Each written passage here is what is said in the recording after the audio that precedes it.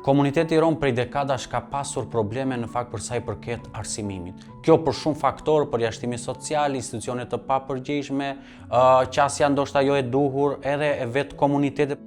Për të krijuar mundësi të barabarta për zhvillimin dhe edukimin e fëmijëve, Save the Children në Shqipëri, me mbështetjen e Roma Education Fund dhe në partneritet me qendrat kombëtare, kopshtet dhe shkollat në Bashki Tiranë dhe Gjirokastër, kanë mbështetur 145 fëmijë të komunitetit rom të grup moshës 3 deri në 10 vjeç me aktivitete të të nxënit përmes lojës, përgatitjes në shkollë dhe mbështetjes passhkollore.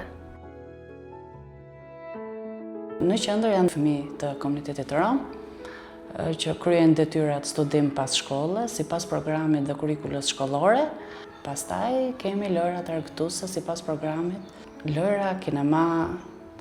Por nuk ngelen pas as festat, kjo edhe për të përfshirë komunitetin, por edhe për të krijuar një lloj kohezioni social me njëri tjetrin. Dhe kjo ka ndikuar jashtëzakonisht në marrëdhëniet pozitive, jo vetëm me fëmijët, po edhe me prindrit. Fëmijët vinë në qendër për arsye se prindrit e kanë të pamundur t'i mësojnë dhe edukojnë fëmijët, sepse nuk e kanë arsimin e dur përkatës për t'i ndihmuar fëmijët, si në edukim, por edhe në shkollim.